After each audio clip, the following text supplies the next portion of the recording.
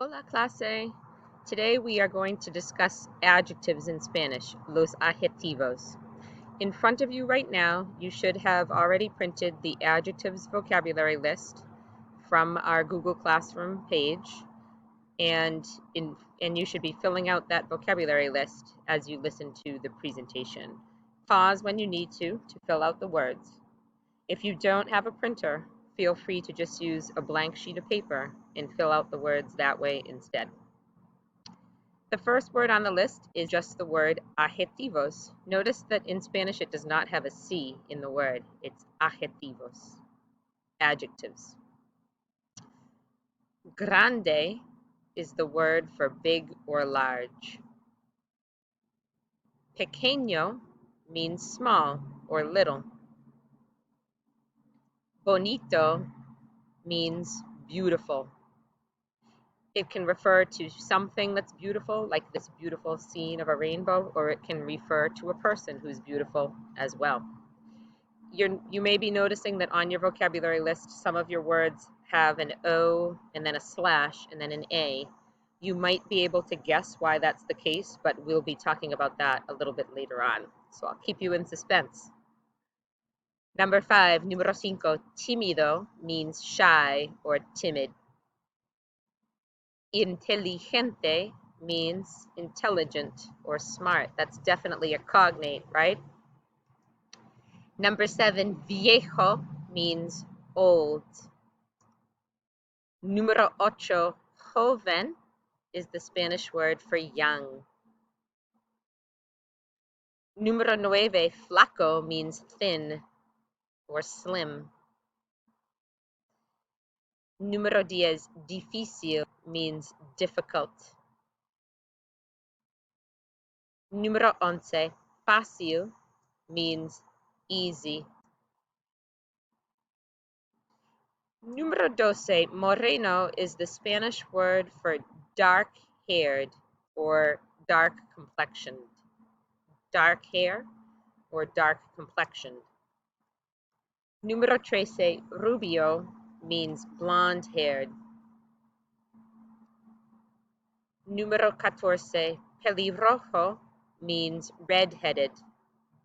Notice in that word rojo, red.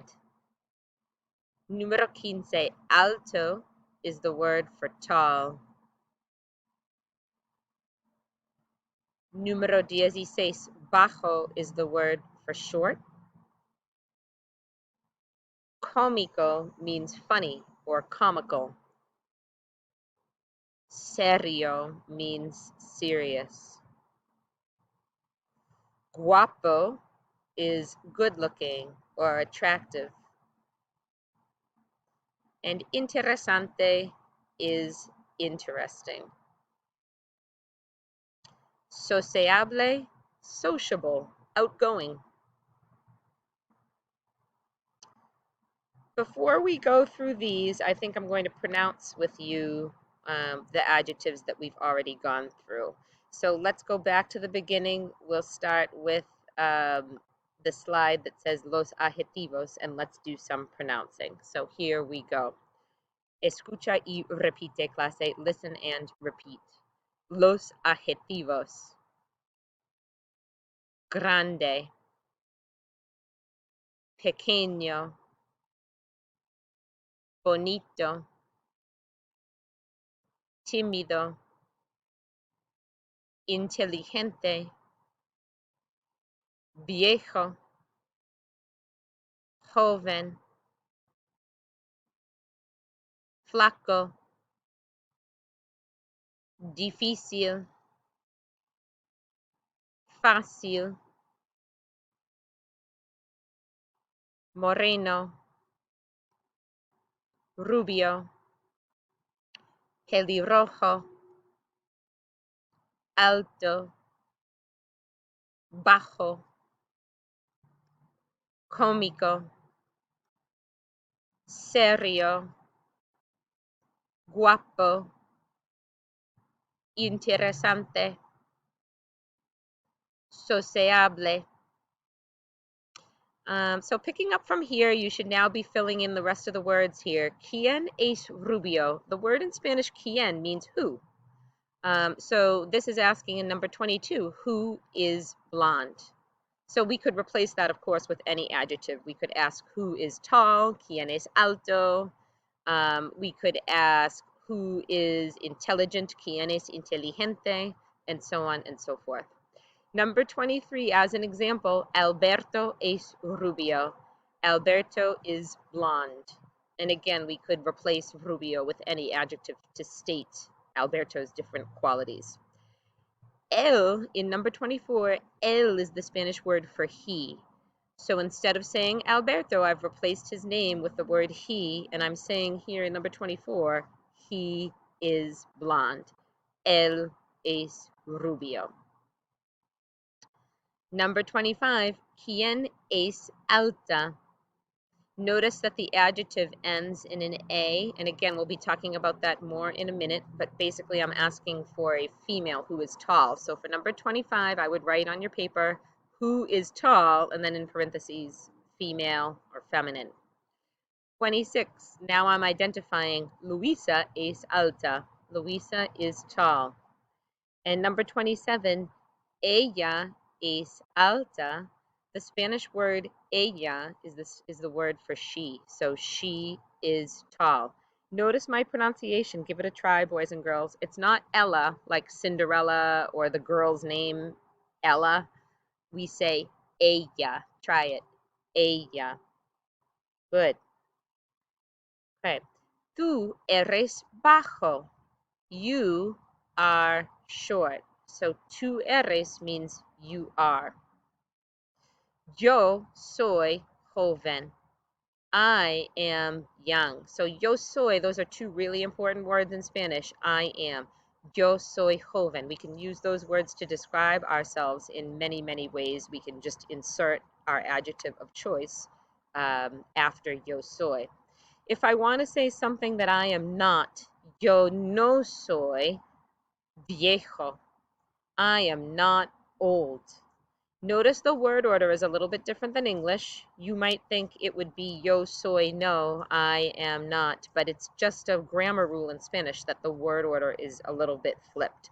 So it's yo no soy and then your adjective of choice afterward. In this case, I am not old.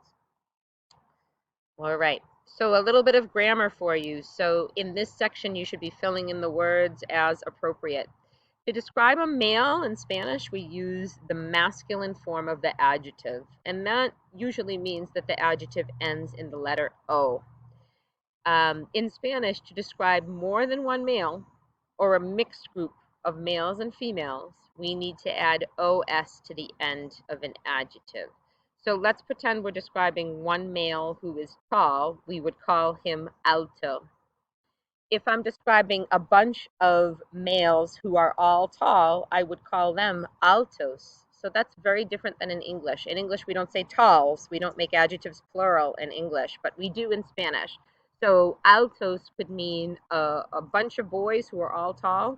It could also mean a mixed group of boys plus girls who are all tall.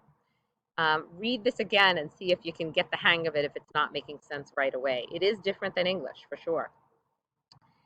So to describe a female, we use the feminine form of the adjective, and that's why on your vocabulary list you saw the /A.